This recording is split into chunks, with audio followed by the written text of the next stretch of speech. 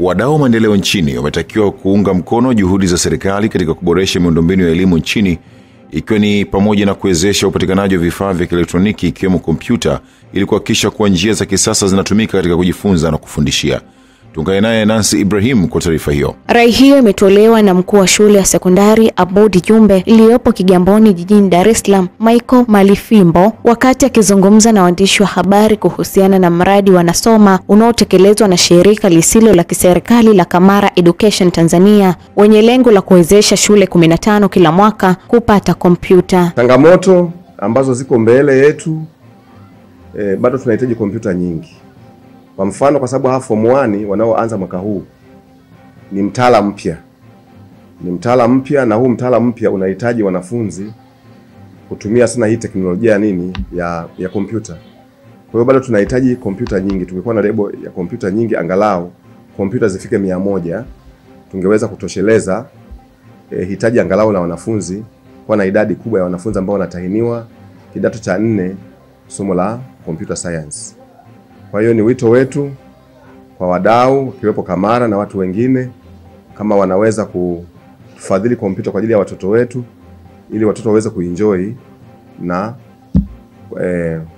katika swala zima la kusoma. Kwa upande wake, meneja wa operation kutoka shirika la Kamara Godfrey Ezekiel ameeleza kuwa lengo la kuunga mkono juhudi za serikali za kuboresha afua za elimu katika maeneo mbalimbali nchini, na hivyo kusaidia kujenga jamii bora inayoendana na matakwa ya ulimwengu wa teknolojia. Katika kompyuta ambazo tumeziweka shuleni hapa zina maudhui tofauti ya masomo yote kuanzia form 1 mpaka form 6, na mojawapo ya masomo ambayo tuliangalia kwa kina ambayo yalikuwa na changes tangu tulivyoweka kompyuta hizi mwaka jana 2024 January, ambapo kwa masomo ya ICS wanafunzi wamefaulu vizuri, ambapo kwa division 3 nafikiri ziko 2, ila wanafunzi wengi wamefanya vizuri. Na mwanzoni kabla ya kuleta kompyuta hizi shuleni hapa, shule ilikuwa ina kompyuta 2, ambapo wanafunzi walikuwa wanasoma kwa nadharia na ilikuwa ni ngumu wanafunzi kufanya mitihani kwa vitendo. Hivyo kompyuta hizi ambazo tumewasaidia ama tumezidonate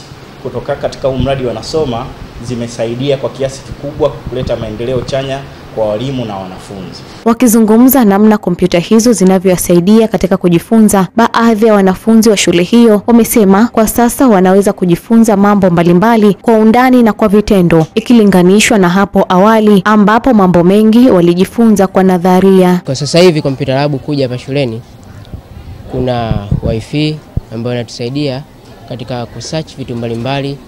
Kama tukiagizwa darasani tukaambiwa tu search vitu mbalimbali, tunaweza tukasearch. Lakini kabla ya ujio huu wa computer lab hapa, tulikuwa tunahangaika na kuwafuata walimu kama wana bando katika simu zao tuweze kusearch.